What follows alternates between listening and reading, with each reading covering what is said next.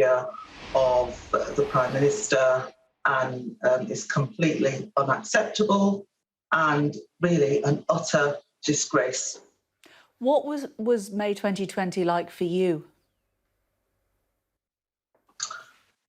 May 2020 I have very, very vivid memories because it's the month that I buried my father, and we were restricted in numbers. We had a few people around the graveside as we said goodbye to my dad, and we made many sacrifices. I wasn't able to be with my father when he died. I wasn't able to visit him in the care home where he was. We had to stand outside the window and speak to him.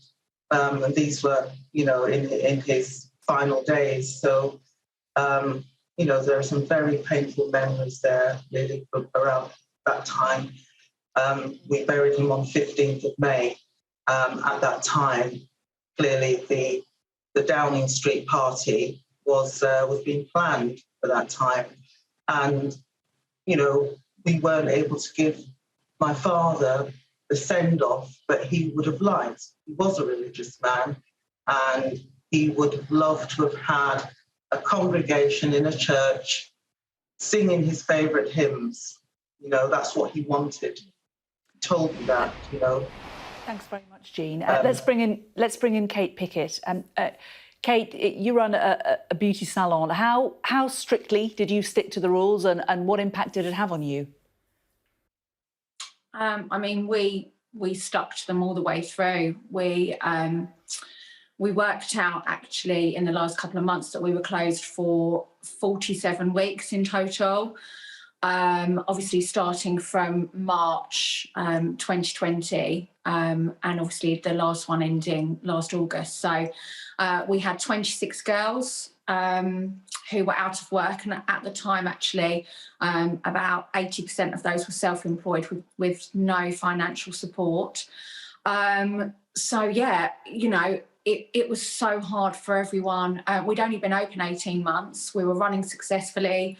We'd won lots of awards, but, being a new business, we didn't have that financial support or cushion to see us through. The government funding was so little, and with kind of the rent still being asked, it was a real struggle. And obviously I thought, my business was going to close. So, it was a really, really tough time as a business owner and also as a mother. I was just going to say, as a mum, meanwhile, you've got kids as well, haven't you? So you're having to manage homeschooling as part of all of this? How did that go? Yeah, so I had two children off, one who suffers very badly with separation anxiety, actually. So obviously, I think in total they had about 6 or 7 months off. My husband was lucky to still be at work, but also that meant I was at home doing it on my own. And the frustration for the children, not being at school and not being able to see their friends. This is why this makes it even more infuriating, that my daughter's had to have some counselling to support her mental health around, that period of education that she missed out on, and, that those relationships with her peers. So, yeah, it's infuriating as a mother and a business owner to see what they've been up to. Nina Ambrose, let's talk to you now. You volunteered during the lockdown in a care home, the care home where you'd lost your dad, very, very sadly. Paint us a picture of what your May 2020 was like. Yeah, Dad had moved into a home in January 2020, so he had a couple of months to get used to it, and the care home went into lockdown just slightly earlier than the UK went into lockdown. And I just said, look, I will do anything at all to see my dad. I will cook, I will clean, I'll do whatever. So luckily I was put on furlough, and I did end up volunteering at Dad's care home so that I was able to see him during these times. And listen, I really do think that I was lucky during that time, because so many people were not able to see their loved ones. And working in the care home, I saw the lengths that people went to be able to just get a glimpse of their loved ones during that time. What was life like in the care home in terms of the lockdown regulations? How difficult was it doing your job? Do you know, it was very difficult. It's the carers that I really felt for. They were doing longer hours. They were having to wear masks. Obviously, there was a lot more residents within the care home because usually, you know, loved ones would come and relations would come and take their loved ones out. So, you know, in a care home where there's 100 residents at any one time before, there would probably be, you know, 60, 70, say.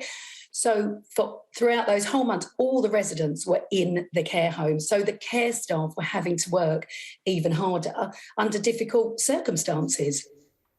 It's really, really hard, isn't it?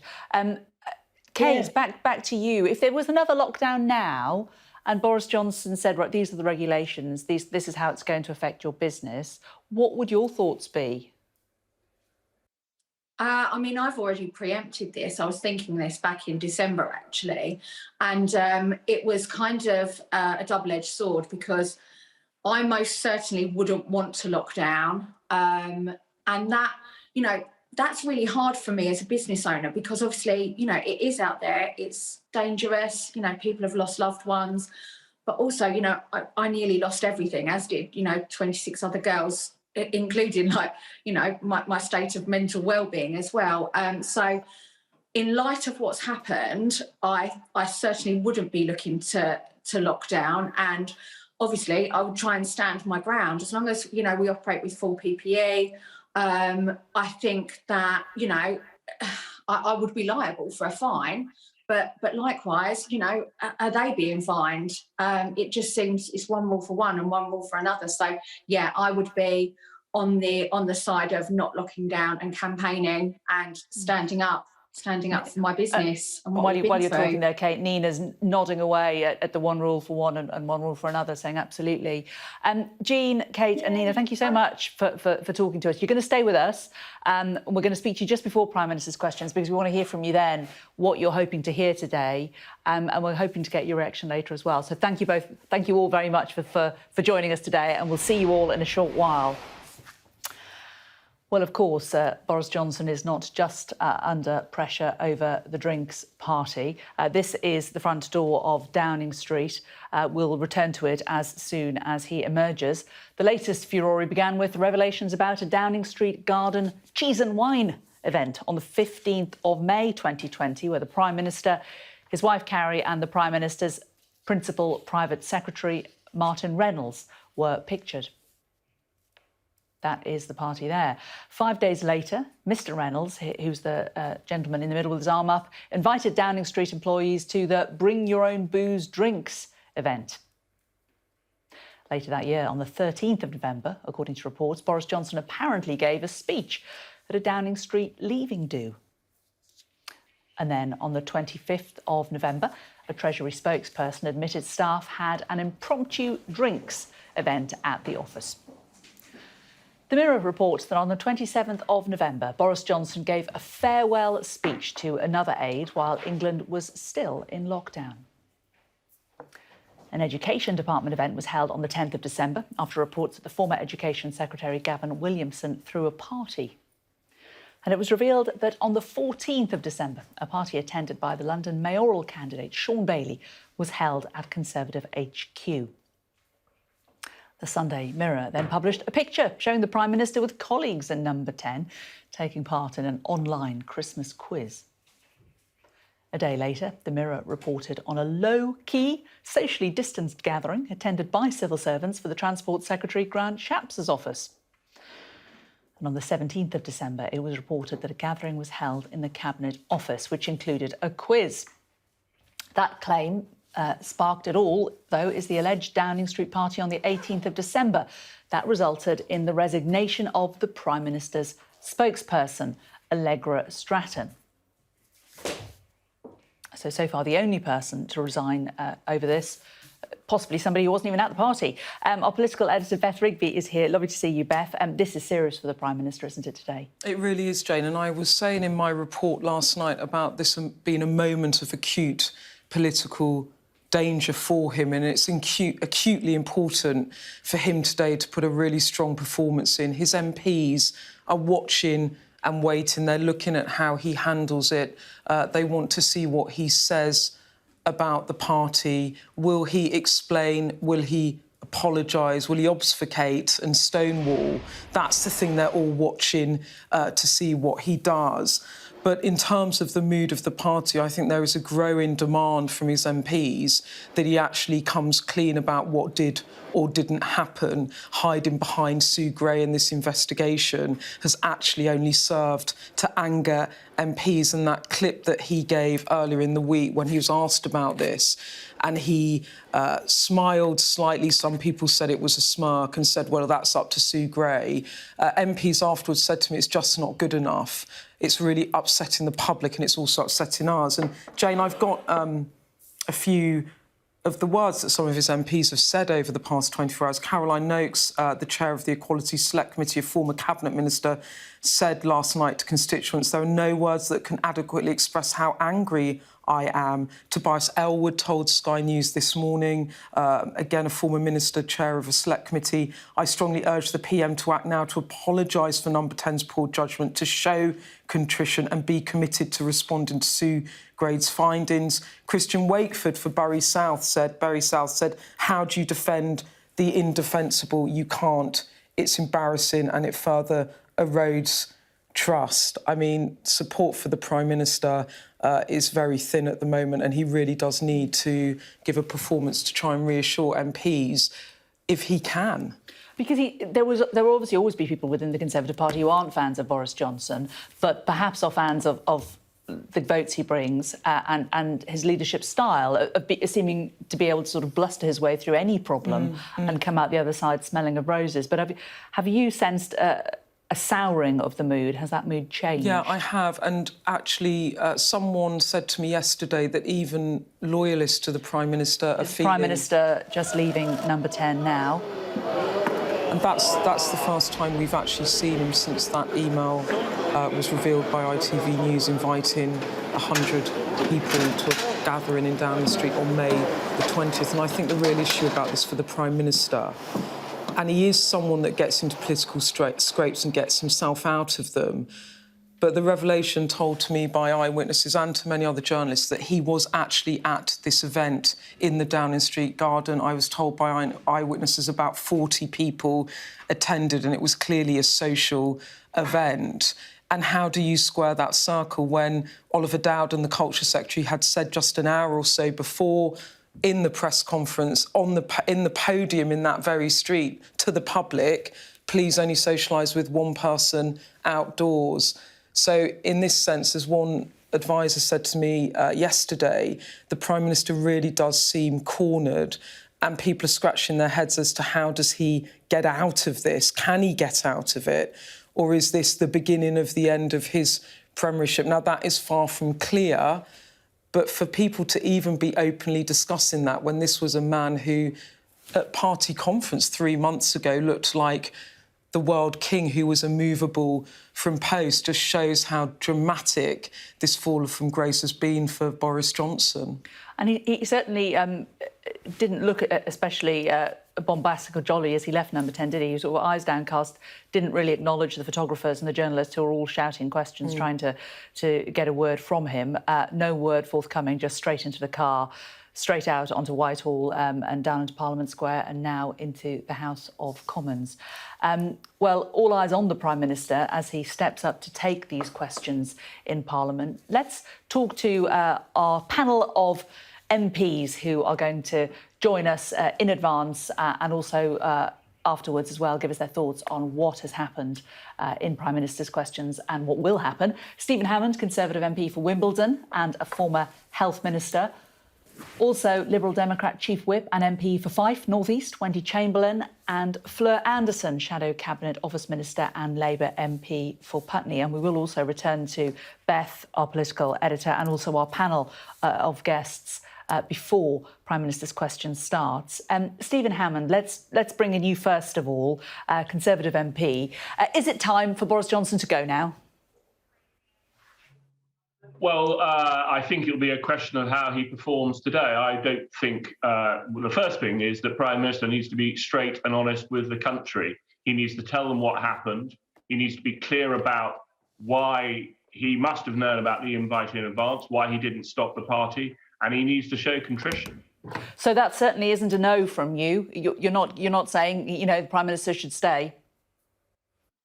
What I'm saying is the Prime Minister needs to start apologising to the country, because there are a lot of people, judged by my email box, and I'm sure that I'm not alone in that, who are furious, and rightly so. Most of my constituents, that many of my constituents, all follow the rules. I follow the rules, my colleagues follow the rules, and it is simply not good enough for certain people not to have done so, particularly when they were telling others that they should. And I think the Prime Minister, as a starting point, needs to be absolutely transparent and honest with Parliament and the country about what happened, and then apologise. And would an apology be enough for you if it was a fulsome apology, a mea culpa? Can he come back from this, do you think, Stephen Hammond? As a starting point, I think colleagues will want to be making sure that he understands that he needs to, I think, address a number of other issues as well. But it would certainly be, as a prerequisite, we need a fulsome apology, and an apology that's meant. Thanks very much, Stephen. Well, let's bring in Wendy Chamberlain from the Liberal Democrats. Not exactly a resounding vote of confidence from an MP on his own side, Wendy Chamberlain. Do you, though, have confidence in the process that's being carried out behind the scenes by Sue Gray? Are you confident that we will get answers? Well, the first thing I would say is I find it interesting that Stephen has chosen not to call on the Prime Minister to resign, because he was quick enough to call on Dominic Cumming to resign back in 2020 for his trip to Barnard Castle. Stephen is part of a number of Blue Wall MPs who are, you know, he's facing a very thin majority over the Liberal Democrats. And our candidate in Wimbledon was told by somebody on the street yesterday that they would not be voting for the Conservatives again as a result of this. So I think Stephen needs to take another look at his mailbox. In terms of the process, you know, I have confidence in civil servants carrying out the correct processes, but I think there is a question about how this whole process has come about, given that clearly in the first instance it was Simon Case carrying out the investigation. Then he had to stand down. Now we have Sue Gray. And ultimately, the arbiter of the report that Sue Gray will produce is the Prime Minister himself. And that, to me, suggests that we are not going to get the outcome. I'm pleased that the Prime Minister is coming to Prime Minister's questions today. He should have been at the urgent question yesterday, where MPs first took the opportunity to question him about these reports. Fleur Anderson for Labour, you're nodding along there. You're pleased that the Prime Minister is coming today. You're interested to hear what he has to say. He is a survivor, though, isn't he, Boris Johnson? He's managed to get himself out of lots of scrapes in the past. Do you think this is one step too far?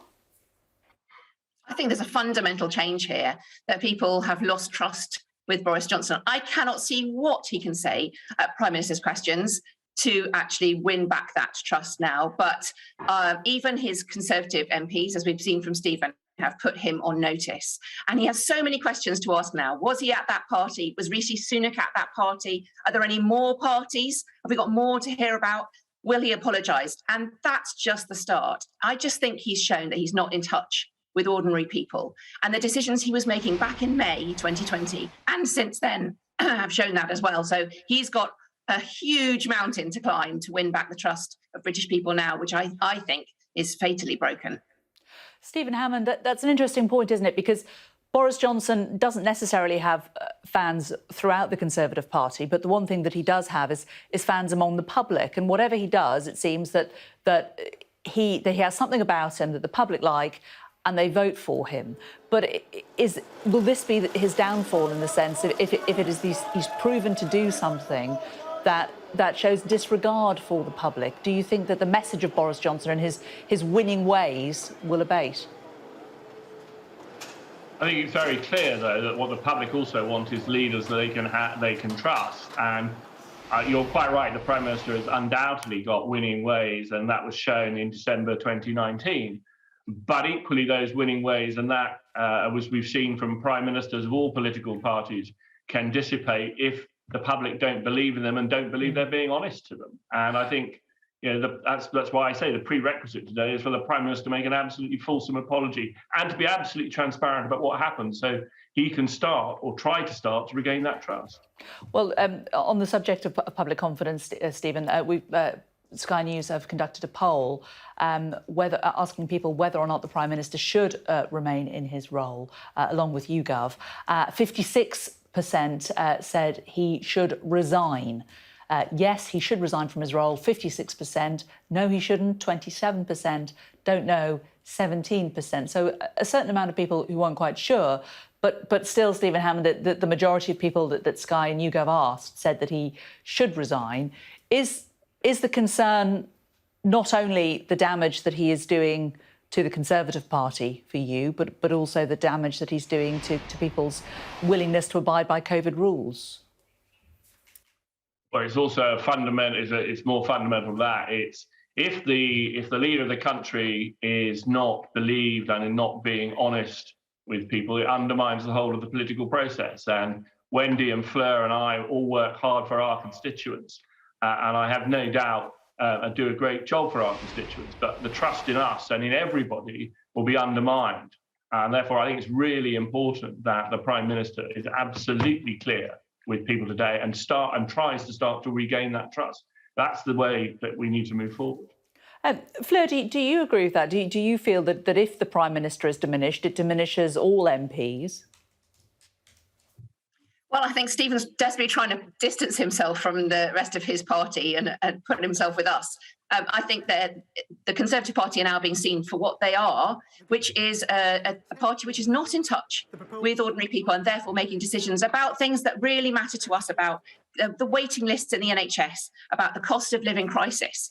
Those are the things we should be talking about today. And instead, we're talking about whether our leader and the Prime Minister is actually up to making decisions, making morally correct decisions, and actually just setting one set of rules with one hand and doing what he likes with the other, and actually making a mockery of people. So I think it's much more important. I think people are losing faith with the Conservative Party over this, not with all MPs. What do you feel about that, Wendy? I mean, has this hindered your job in any way? Has it prevented you from serving your constituents because you've become wound up in all of the noise surrounding this story? I think there's no doubt that MPs are not the most popular of public servants, and so there is an overall aspect of that.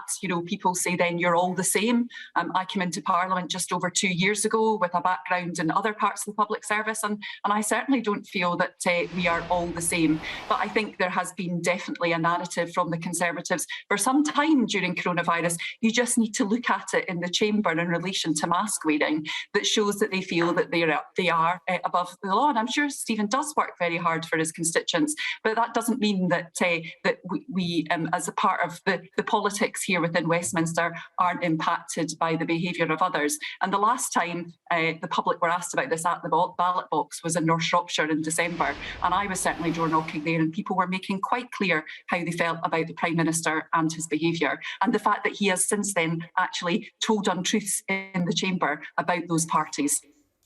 Well, we shall certainly see. Stephen Hammond, Wendy Chamberlain and Fleur Anderson, thank you all so much for joining us today as we approach at the start of Prime Minister's questions.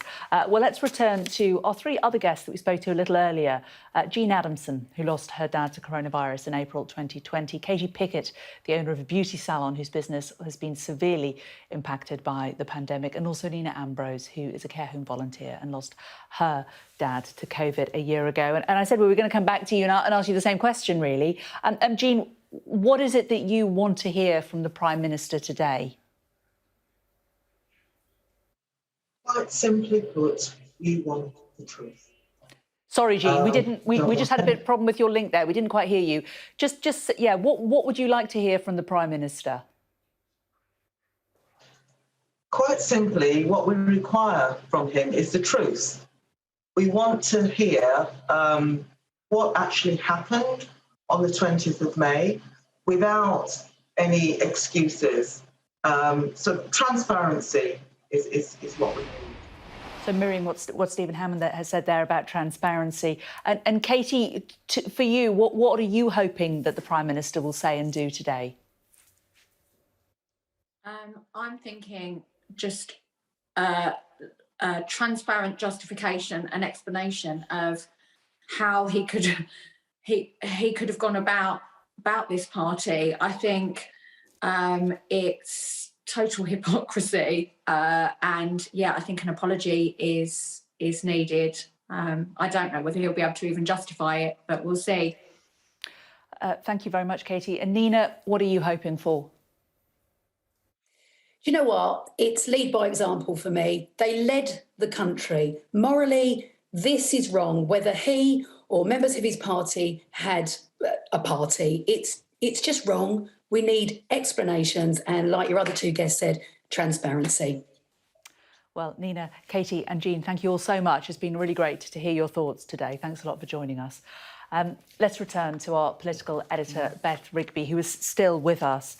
Beth, it's about restoring trust, isn't it? It's about transparency, an apology and restoring trust, according to the MPs and also the other people that we spoke to today. Yeah, and we've just had it confirmed now that the Prime Minister will make a short statement just at the top of PMQs, 3, 4, 5 minutes, where he's going to, well, what MPs want to see, what the members of the public want to see is this apology and explanation. But wasn't it interesting when you said to Stephen Hammond, he's not a fan of Boris Johnson. He was one of the Remainers that had a very bruising time during those Brexit wars. I should say that, but he was very clear, wasn't he? When you said, is it time for him to go?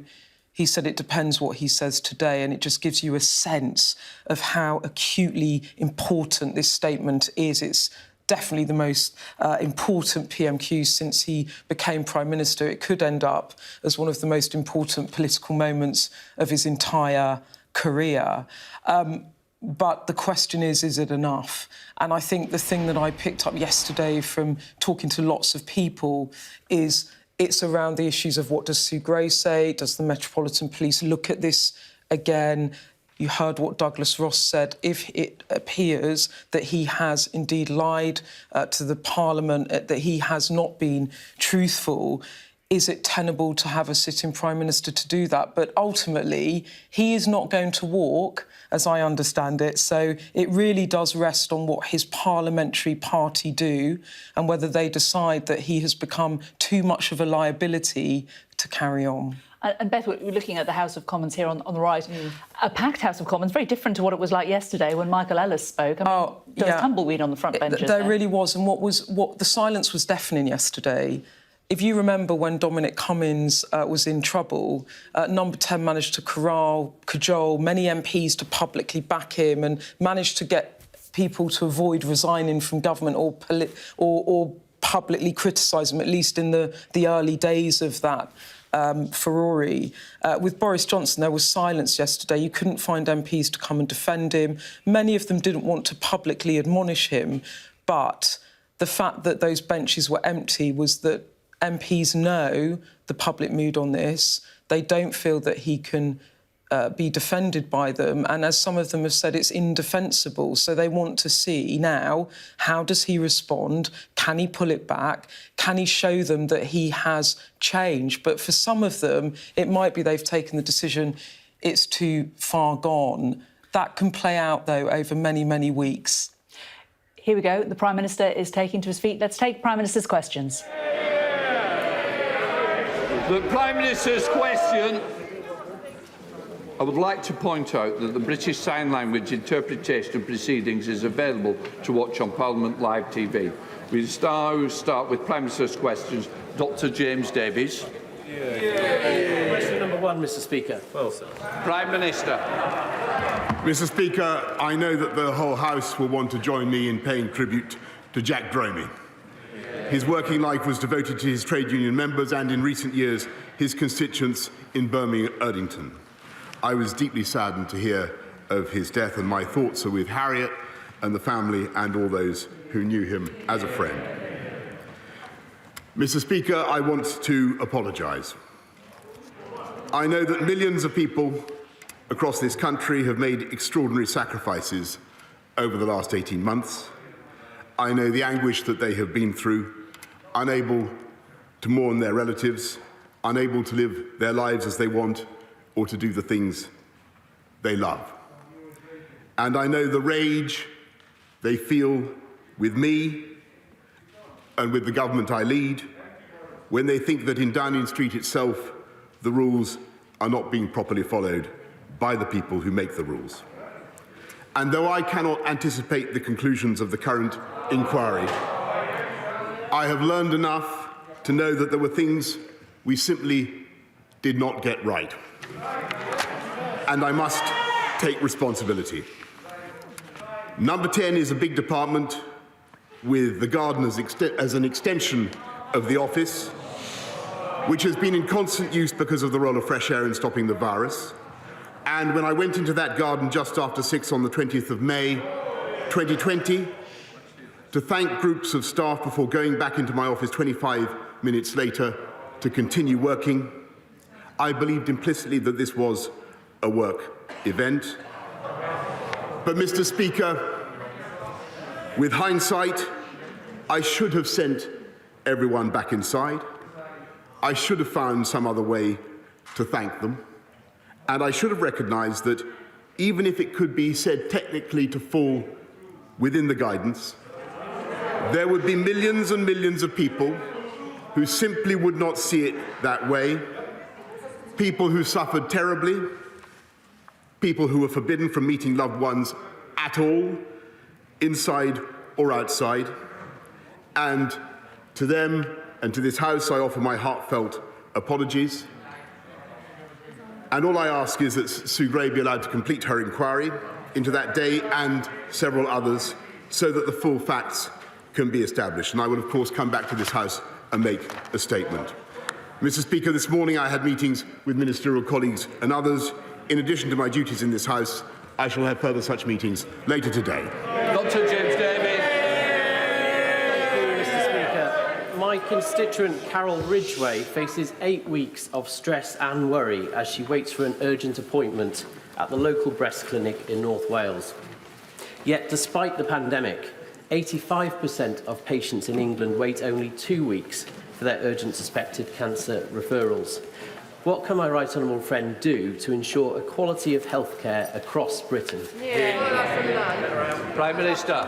I thank my honourable friend for his question. I'm sorry about the case that he raises. Of course, health is a devolved matter, but I thank our NHS colleagues across the whole of the UK, and I point out that the Welsh Government will benefit from an additional £3.8 billion of funding this year, plus a further £270 million to support the response to COVID, Mr. Speaker. We now come to the Leader of the Opposition, Keir Starmer. Thank you, Mr. Speaker. And can I join with the comments about Jack Dromey? We will, I think, be doing tributes in due course in relation to Jack. Well, there we have it. After months of deceit and deception, the pathetic spectacle of a man who's run out of road. His defence that he didn't realise he was at a party. It is so ridiculous that it's actually offensive to the British public. He's finally been forced to admit what everyone knew, that when the whole country was locked down, he was hosting boozy parties in Downing Street. Yes. Is he now going to do the decent thing and resign? Well,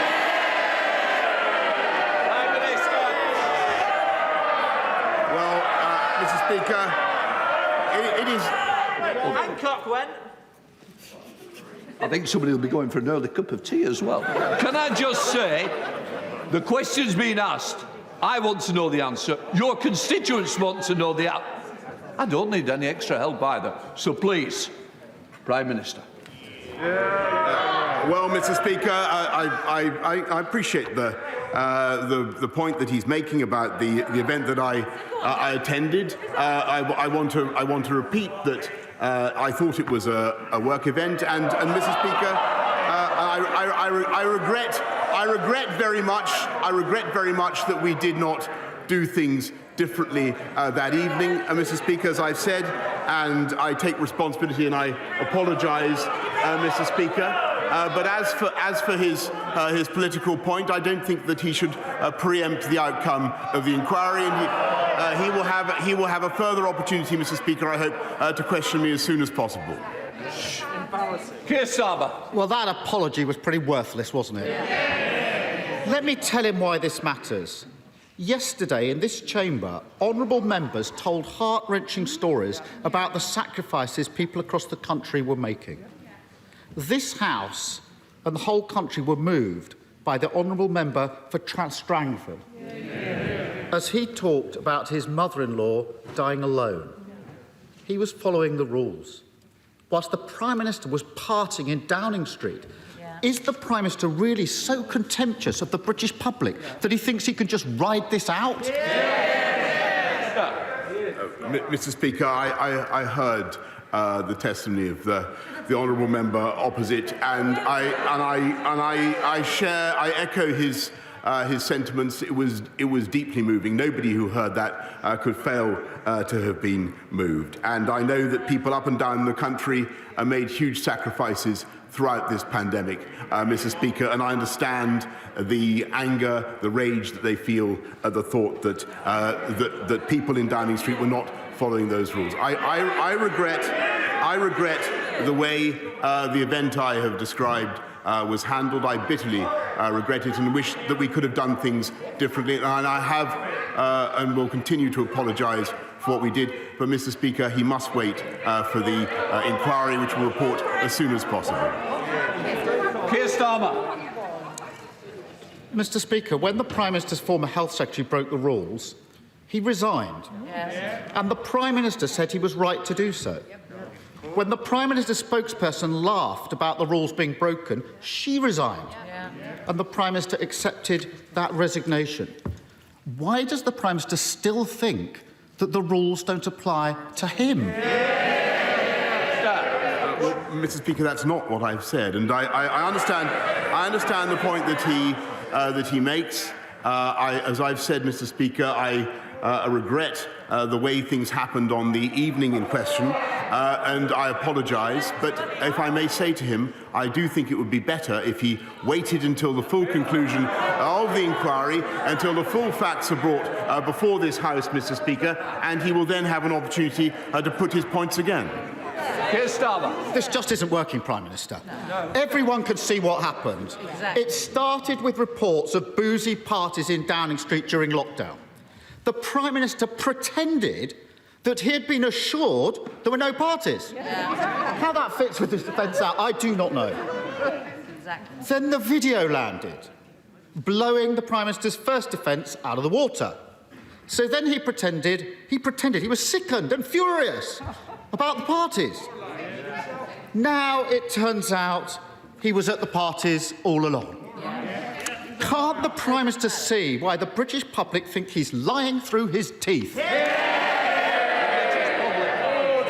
Prime Minister, it was what the public think, not what a member is saying against.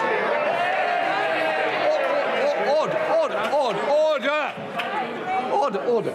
And I certainly don't need any help from round here. If somebody wants to help me, they can help somewhere else. Prime Minister. Mr. Speaker, it's up to the right honourable gentleman to choose how he conducts himself in this place. He's wrong. He's wrong. I say to him that he is wrong. He is wrong in what he said he said what he is wrong what he said is wrong in several key respects. But, Mr. Speaker, that does not detract from the basic point that I want to make today, which is that I accept that we should have done things differently on that evening. As I've said to the House, I believe that the events in question were within the guidance and were within the rules, and that was certainly the assumption on which I operated. But can I say to him, Mr. Speaker, that he should wait before he jumps to conclusions, Mr. Speaker. A lawyer should respect the inquiry. I hope that he will wait until the facts are established and brought to this House. Keir Starmer. Mr. Speaker, so we've got the Prime Minister attending Downing Street parties, a clear breach of the rules. We've got the Prime Minister putting forward a series of ridiculous denials which he knows are untrue. Yes. A clear breach of the ministerial code. That code says ministers who knowingly mislead Parliament will be expected to offer their resignation. The party's over, Prime Minister. The only question is, will the British public kick him out, Will his party kick him out, or will he do the decent thing and resign? Mr. Speaker, I just want to repeat that I think that the right honourable gentleman, I know that it is his objective and he's paid to try to remove me from office, Mr. Speaker, and I appreciate that and I accept that. But may I humbly suggest to him that he should wait until the inquiry has concluded. He should study it for himself. And I will certainly respond as appropriate, and I hope that he does. But in the meantime, yes, Mr. Speaker, I certainly wish that things had happened differently on the evening of May the 20th, Mr. Speaker, and I apologise for all the misjudgments that have been made, for which I take, Mr. Speaker, full responsibility. Keir Starmer. The Prime Minister's a man without shame. The public want answers to their questions. Hannah Brady's father, Sean, was just 55 when he lost his life to COVID. He was a fit and healthy key worker. I spoke to Hannah last night, Prime Minister.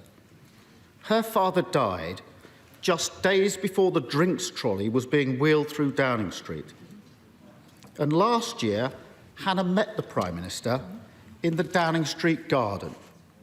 She looked at the Prime Minister in the eye and told him of her loss. The Prime Minister told Hannah he'd done everything he could to protect her dad.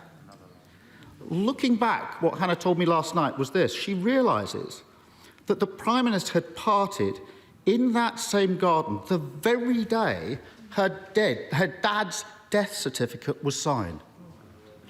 What Hannah wants to know is this. Does the Prime Minister understand why it makes her feel sick to think about the way that he's behaved?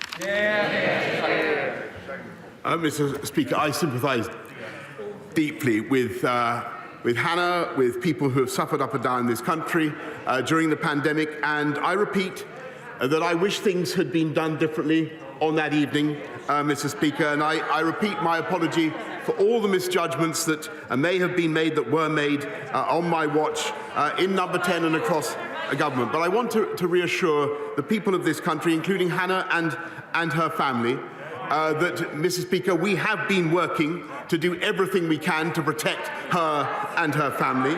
And it is thanks to the efforts of this government that we have the most tested population in Europe, with 1.25 million tests being conducted every day.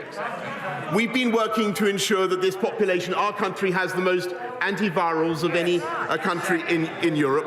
And, Mr. Speaker, it's because of the efforts of the government, of officials, of staff up and down Whitehall, that we've driven the fastest vaccine rollout in Europe, one of the fastest in the world. And that is the reason, Mr. Speaker, that we now have one of the most open economies, if not the most open economy in Europe, and one of the fastest growing economy, Mr. Speaker, in the G7. And, Mr. Speaker, whatever the mistakes that have been made on my watch, for which I apologise and which I fully acknowledge, that is the work, Mr. Speaker, that has been going on in Number 10 Downing Street.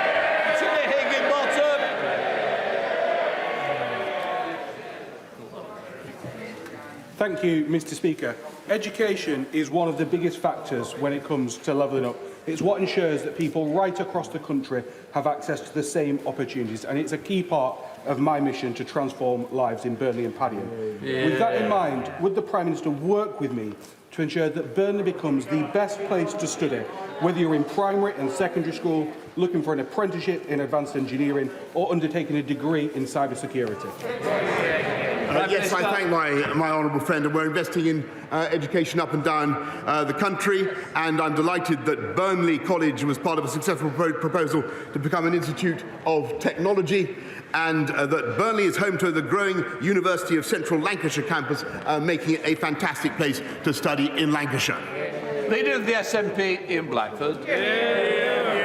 Thank you, Mr. Speaker. And can I add my remarks in terms of Jack Dromey, someone who was a festy fighter for workers' rights and an inspiration to so many of us across this House for the way that he conducted himself. We will miss him, and condolences to Harriet and to the rest of the family.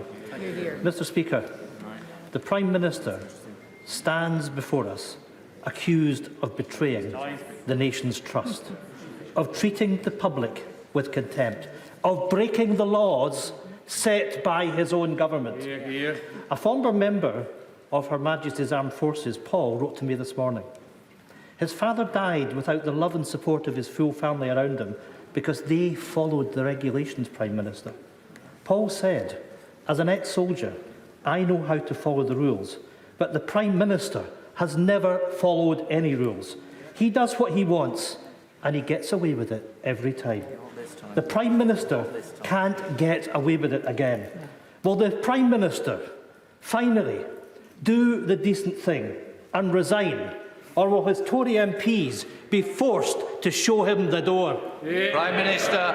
Well, I thank the right honourable gentleman, but I want to offer my condolences to his constituent who wrote to him, and just to remind him of what I've said earlier. And with the greatest respect to him, I think that he should wait until the inquiry has concluded.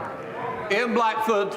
It's an open and shut case. It's an event that should have taken place. It broke the law, Prime Minister. And what's so galling about that response is that the Prime Minister feels no shame for his actions. The public suffered pain and anguish at being kept apart from their families. All the while, the Prime Minister was drinking and laughing behind the walls of his private garden. The public overwhelmingly think that the Prime Minister should resign. Trust has been lost, and the public will not forgive or forget. If the Prime Minister has no sense of shame, then the Tory backbenchers must act to remove him. They know the damage is done. This weak and contentious Prime Minister can no longer limp on. The message from the public is clear. Remove this unfit Prime Minister from office and do it now. Prime Minister. Well, I just want to thank the right honourable gentleman for his political advice, which I will take with a pinch of salt since it comes from the Scottish Nationalist Party. But I think that most people looking objectively at what this government has delivered over the last 18 months would agree and I renew my contrition for the mistakes that have been made, but we have delivered the fastest vaccine and the fastest booster rollout in Europe, and the result is that across our whole of our United Kingdom, Mr. Speaker, we have a record number of people back in work. Simon Fell. Thank you, Mr. Speaker. On Friday, I met with the Chief Executive of my local hospital trust, the University Hospitals in Morecambe Bay, to talk about how they were managing COVID and the impact it was having on them. The impact is stark. They've got about 12 to 15% of their workforce away isolating, and 140 beds, that's about 20% of the total, blocked because they can't get people back out into social care in the community.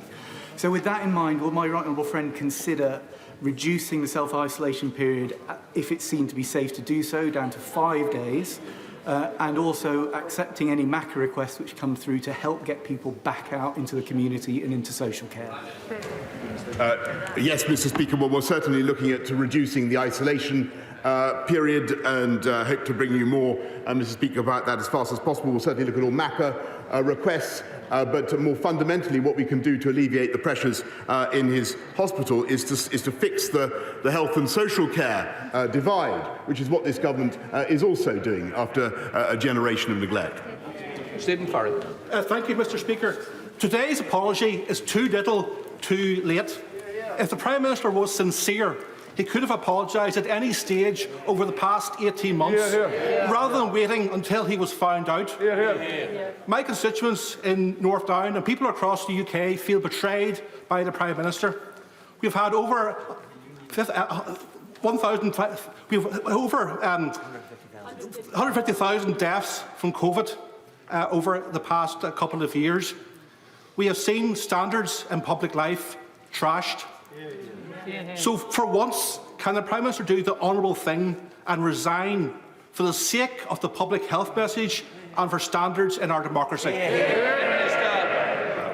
Mr. Speaker, I can only repeat what I've said, and I understand the feelings he has about the effect of this pandemic on this country, and I certainly grieve for everybody who has died and who has suffered.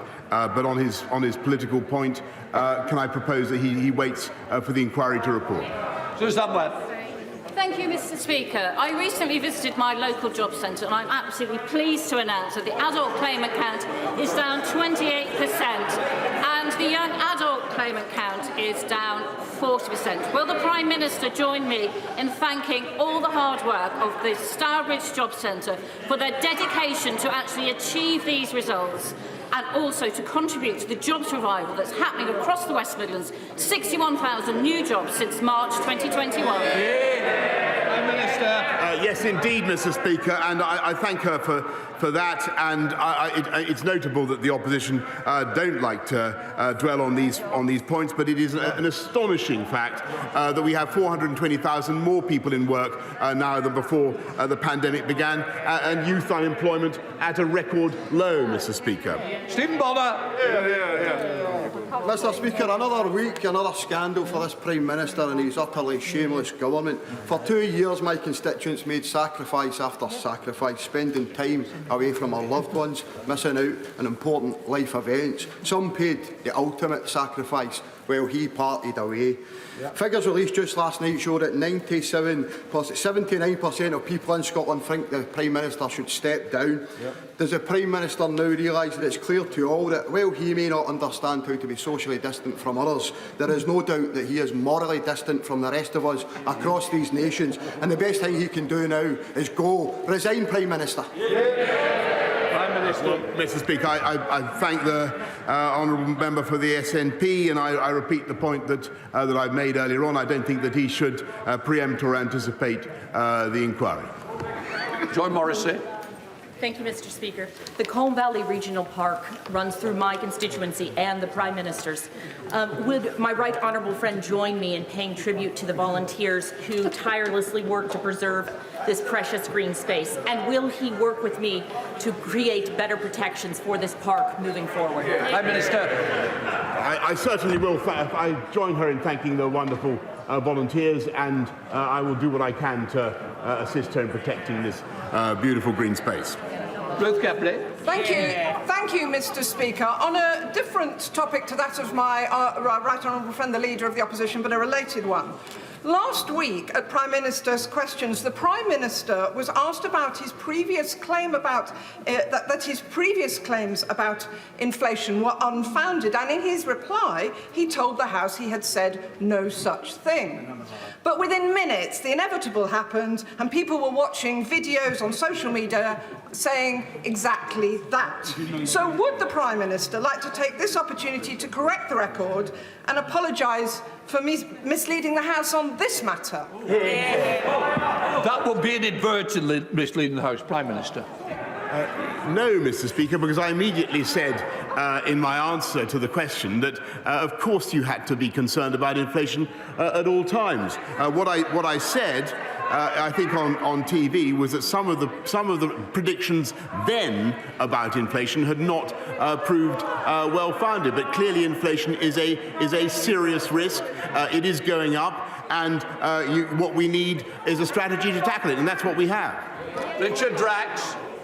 Thank you, Mr. Speaker. My constituent, Grant Bailey, went back to Afghanistan in September. He disappeared in December around Christmas time. We think the Taliban have him. Can my right honourable friend advise me and his family whether he knows anything about this man, who has him, and what is being done to get him home?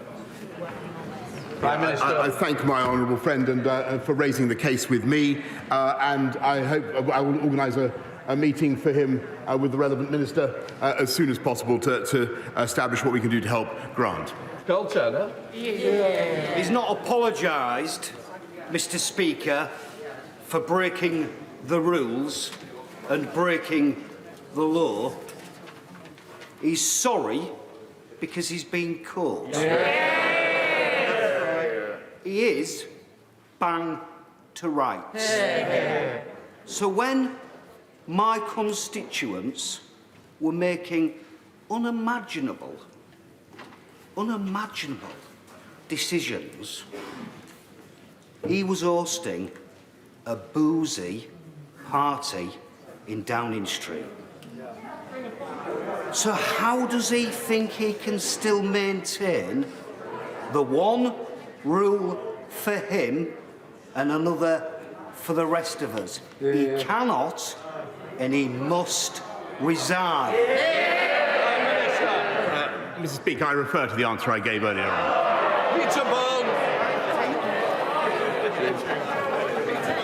Thank you very much, Mr. Speaker. This Friday, my private member's bill, BBC licence fee abolition, gets its second reading.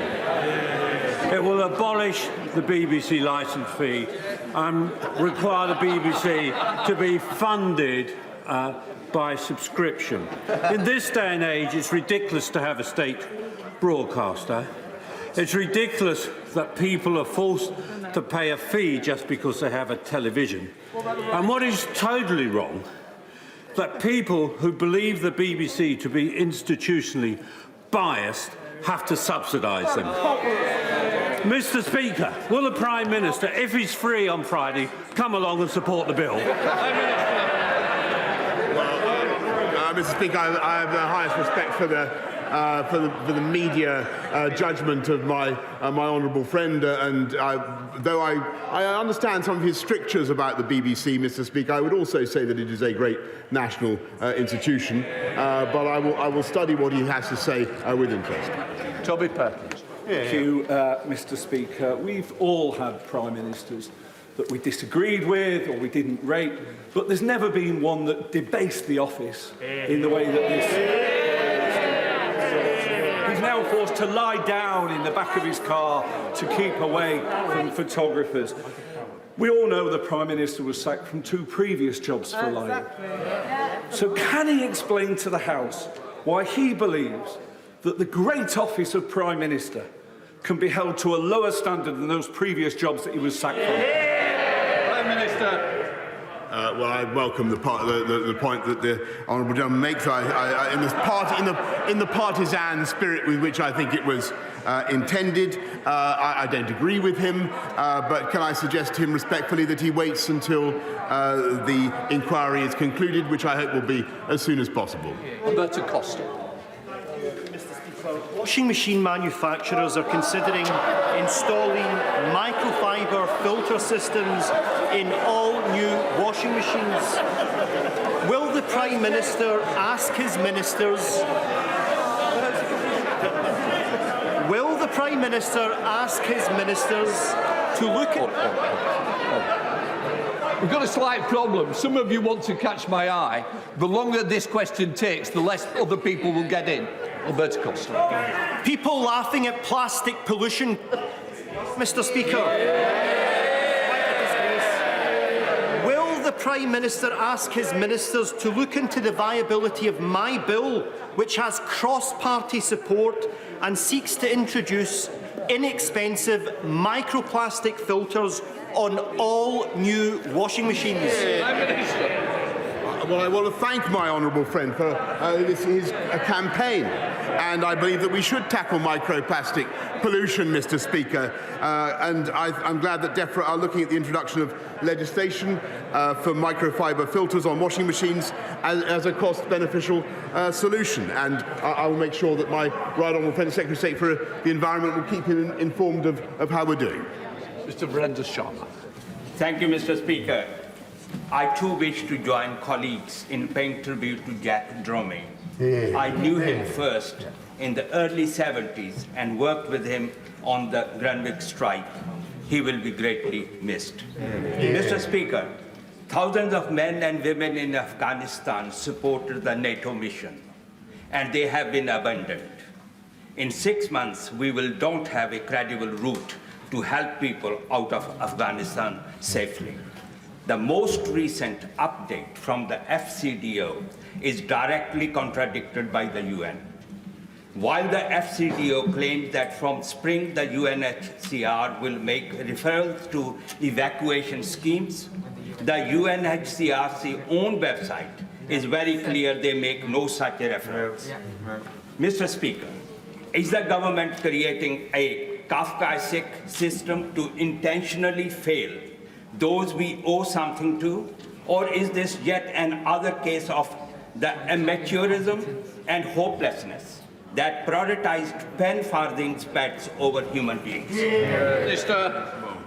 Mr. Speaker, I believe he does a serious injustice to the efforts of local councils up and down the country to look after people coming from Afghanistan, and I think he does an injustice to the efforts of the UK. We are proud already under Operation Pitting to have evacuated 15,000 people from Afghanistan, Mr. Speaker, and we've allocated 286 million in aid, in assistance for people in Afghanistan, and we are continuing to offer safe passage to this country from Afghanistan. Paul Holmes. Thank you, Mr. Speaker. The Prime Minister will be aware that Eastleigh was formed as a railway town, from producing locomotives and carriages to building gliders for the D-Day landings. Eastleigh has a proud railway heritage. Hear, hear. Given this pedigree, the excellent transport links and the need to level up the south, does he agree with me that Eastleigh would make the perfect home for the new headquarters of Great British Railways? Well, Mr. Speaker, my honourable friend is a great champion for Eastleigh, and as I told the House earlier, further details of the competition to identify the new Great British Railways headquarters will be announced in the coming weeks. Mr. Speaker, in my constituency of Stockport, the average rent for a two-bedroom property is an unaffordable £800. And recently, in the last 13 years, the rents have been significantly increasing. One constituent contacted me recently to explain that she and her husband, who are in their 70s and suffer from ill health, have just been served with a Section 21 notice after living in the property for almost 20 years. Mr. Speaker, the Prime Minister's own manifesto promised a better deal for renters, which included abolishing no-fault evictions. So when will he scrap this practice and reintroduce the much-needed Renters Reform Bill, which seems to have been kicked into the long grass? Minister. Well, Mr. Speaker, one of the first things I did when I became Prime Minister was to uprate local housing allowance so that people on social rent would be able to afford where they live more easily, as a key component of tackling the cost of living, Mr. Speaker. But what we're also doing is building record numbers of homes, Mr. Speaker, and I was very pleased to see a huge increase in the number of people able to get the homes that they need. But the point that he makes about renters is also very, very important. And that's why we're tackling the rights of renters as well.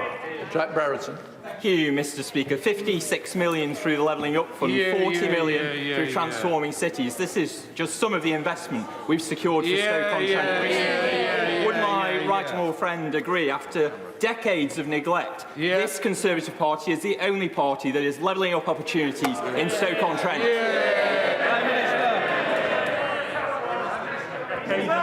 Prime Minister.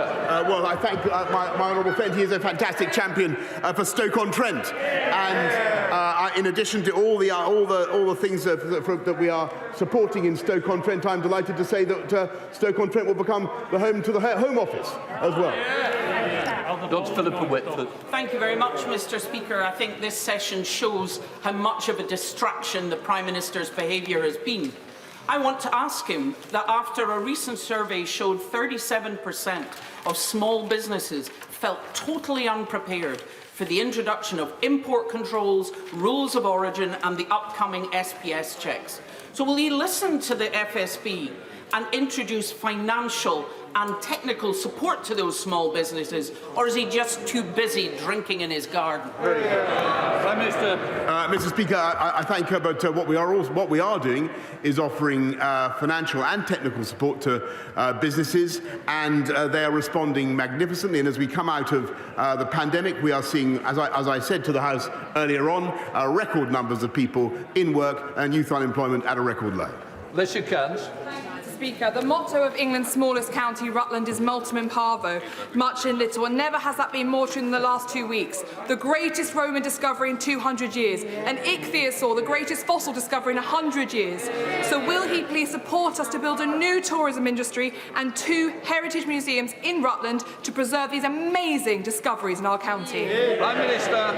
Well, Mr. Speaker, I'm agog. I'm longing to come and see these extraordinary additions to the cultural heritage of Rutland, and I thank her for drawing it to my attention, and I look forward to making a visit as soon as I can. Daniel Zeitner. Mr Speaker, the government's flagship Green Homes grant scheme collapsed in a £1.5 billion shambles at the end of last year, with just 81 vouchers issued in Cambridge and just 85 in the Prime Minister's constituency. With energy bills about to go through the roof, what is it about this government that makes it so peculiarly unable to run a basic loft-lagging scheme? Prime Minister. Mr Speaker, we are supporting measures to retrofit homes up and down the country, and in addition, in order to improve the insulation, Mr Speaker. But what we're also doing is supporting people with the costs of their fuel. We will continue to do that through the Warm Homes discount, the winter fuel allowance, and all the other payments that we make. On Welsh free ports, can the Prime Minister confirm to me and my unsworn constituents that the UK government is committed to at least one free port in Wales, and can he give an update to the House as to how discussions are progressing with the Welsh government? Yes. Prime Minister. Well, I thank my honourable friend. I can tell her that my right honourable friend, the Secretary of State for Levelling Up, is indeed talking to his counterparts in the Welsh Government about establishing a free port in Wales, and I urge our friends in the Welsh Government to agree those plans as a matter of urgency. Thank you, Mr Speaker. The Government commissioned NatSen to research the use of health and disability benefits, but has yet to publish the findings. Its own protocol for publication states social research must be released in a way that promotes public trust. The cost of living crisis is hitting disabled people hard at a time when many people were already struggling, and it's surely time to start rebuilding their trust. So will the Prime Minister commit today to publishing this research? Prime Minister. Mr Speaker, we will do everything we can to support people throughout the recovery period from the pandemic. We will support disabled people, and we continue to increase our support for families up and down the country. And she requests that we publish the research. We will do so as soon as we can, Mr Speaker. Jenkinson.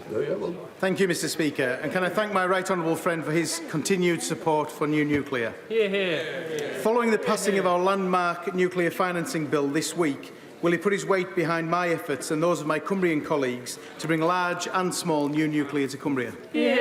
Prime Minister. I thank my honourable friend, and he is quite right that one of the disasters of the Labour administration of the 13 years of Labour was that they allowed a total collapse in our nuclear power, Mr Speaker, I'm afraid, which is one of the reasons we have a shortage of energy, and that's why we're investing now in small modular reactors as well as the big projects.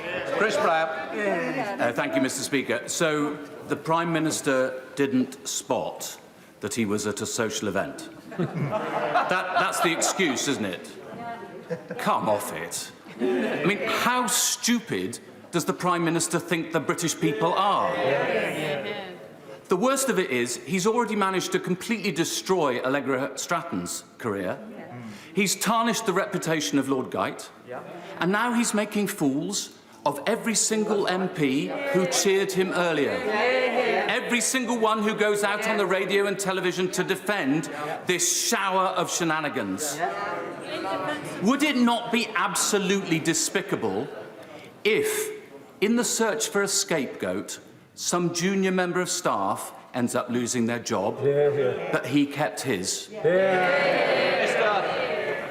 I'm grateful as ever, Mr Speaker, to the right honourable gentleman, I think a former member of the Conservative Party, as I understand it.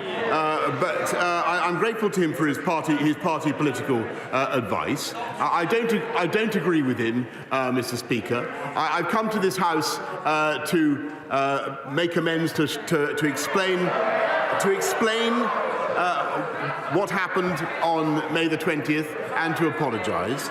But, Mr Speaker, I really think that, with all humility, I must ask him to wait for the result of the inquiry, where he will have abundant opportunity, Mr Speaker, to question me again and to make his party political points again. But until then, Mr Speaker, I'm going to ignore his advice. Jonathan Gullis.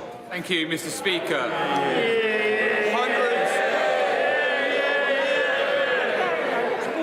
Hundreds of respondents took part in the Stoke-on-Trent North Kidsgrove and Talk Bus Back Better survey, of which 80% said they would use the bus more if services were improved.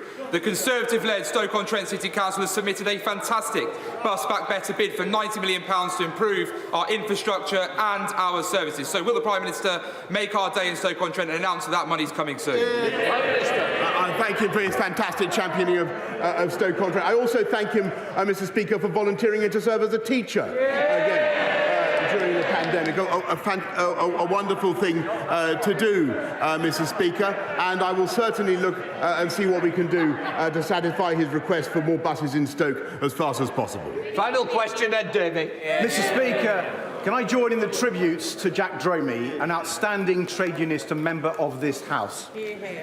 Mr. Speaker, after another shameful week for his government, this has been a shameful attempt to apologise to this House today. So can the Prime Minister explain why the only person to resign so far for this scandal is Allegra Stratton, a woman, while he, the man who sanctioned and attended at least one party in 10 Downing Street, still sits in his place? Mr. Speaker, advisers advise and ministers decide. So will the Prime Minister, for the good of the country, accept that the party is over and decide to resign? Prime Minister. Mr. Speaker, I thank him for his question. You know, and I respect the point that he's making, but I must say I disagree, and I would ask him I would ask him to wait and see what the inquiry says, and I'll be very happy to talk to him then. I'm going to let people leave before we start the urgent question. She what? She goes to PM. Quite a moment in the Commons, as the Commons empties at the end of Prime Minister's questions. Liz Truss there giving the Prime Minister a sort of rather reassuring, squeeze to the leg, a sort of a pat on the leg. Let's just listen back to that short statement from Boris Johnson ahead of Prime Minister's questions. Mr. Speaker, I want to apologise. I know that millions of people across this country have made extraordinary sacrifices over the last 18 months. I know the anguish that they have been through, unable to mourn their relatives, unable to live their lives as they want or to do the things they love. And I know the rage they feel with me and with the government I lead when they think that in Downing Street itself the rules are not being properly followed by the people who make the rules. And though I cannot anticipate the conclusions of the current inquiry, I have learned enough to know that there were things we simply did not get right. And I must take responsibility. Number 10 is a big department with the garden as an extension of the office, which has been in constant use because of the role of fresh air in stopping the virus. And when I went into that garden just after 6 on the 20th of May 2020 to thank groups of staff before going back into my office 25 minutes later to continue working, I believed implicitly that this was a work event. But, Mr. Speaker, with hindsight, I should have sent everyone back inside. I should have found some other way to thank them.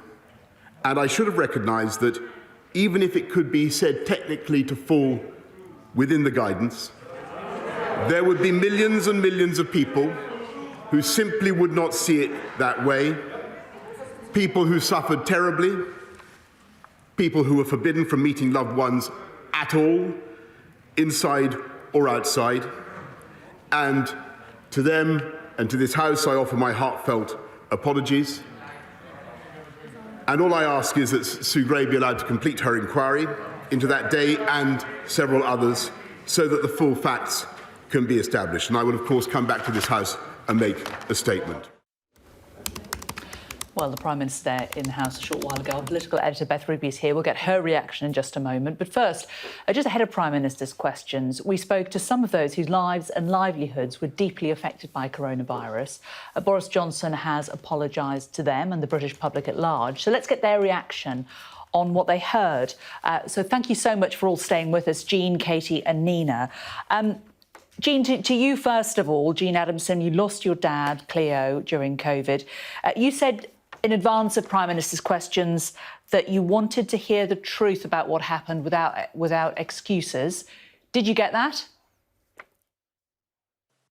I'm afraid I haven't got that at all. I haven't taken any comfort or solace away from Boris's, I'm going to call it a performance in PMQs. He continues to wriggle and to try and get away, get out of this and save his own hide. And that was very clear to me. The fact that he's saying that he didn't know it was a party, he believed it to be a work event. I mean, these lies that he continues to peddle, it's just so offensive and so insulting. What we have here is more obfuscation, smoke and mirrors, and he continues to lie his way into trouble and then tries to lie his way out of it. I'm afraid I'm not at all impressed, and I don't feel any sense of comfort from that apology, that performance just now. Well, that's pretty clear what you think, Jean. What about Katie Pickett? Katie, to remind our viewers, has a beauty salon and had to furlough a huge number of workers, really struggled financially, homeschooled the kids. You wanted an explanation. Do you feel that you've got that explanation from him? No, I think, obviously, I'm pleased that he came forth with an apology. However, I think he still can't justify. The damage is already done. I feel like he just kept swerving the answer.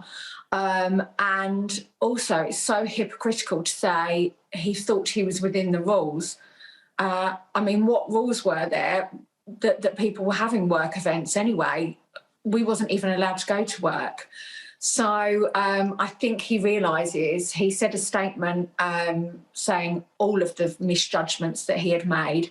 So I think he does realise, but I just feel like he's trying to buy himself some time by constantly referring to the inquiry and hoping that, all is forgotten and we're on to the next big news story. So, yes, certainly we had an apology, but I don't feel we had a justification in any sense of the word. OK. Nina Ambrose. Nina, you volunteered in a care home. You lost your dad, Roger, to COVID as well. You said that you were hoping he would lead by example. Has he done that for you today?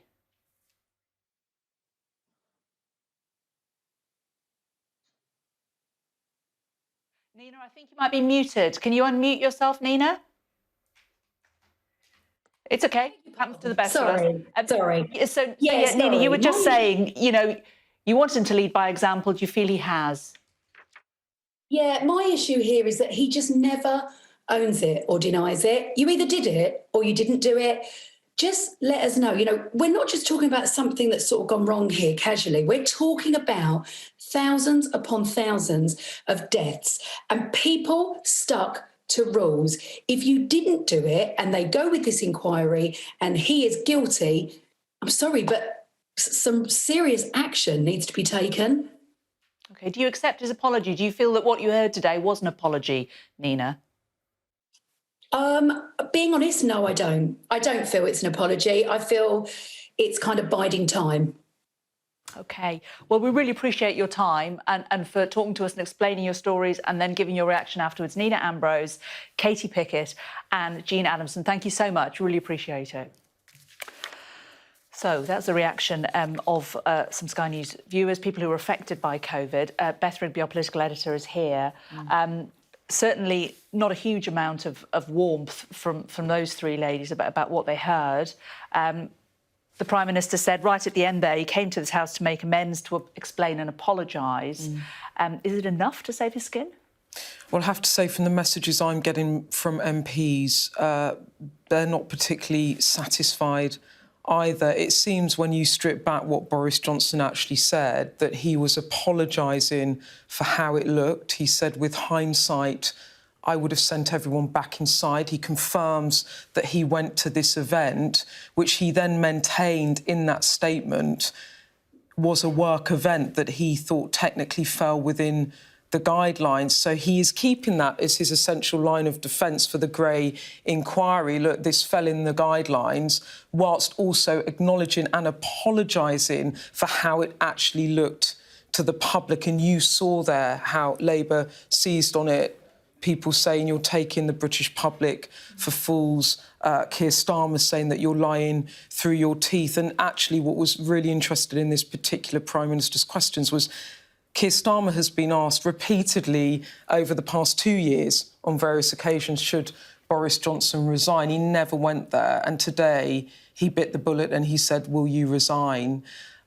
When I went back to his team and said, why now, why this moment, their view is that whether Conservative MPs decide to move against Boris Johnson or not, this is a Prime Minister who's a busted flush, that he might try and maintain this was a work event, but the public have seen the email that was leaked to ITV News about bring your own booze. They know that people were attending this gathering in the garden, and they now know that the Prime Minister attended that during the height of that lockdown May 2020. Some reaction from Conservative MPs, one of them saying to me, we're in a really tricky place. That is not someone that is disloyal to Boris Johnson, I should add. And another MP saying to me that it appears that he has now set up the Sue Gray inquiry as the make or break moment for his premiership. So he's perhaps bought some more time, kicked the can down the road. But my view doesn't change that he is still in acute political danger at the moment. One of the points that somebody made on Twitter just a short while ago, you know, his saying that it was a work event and that he went out there to thank his staff.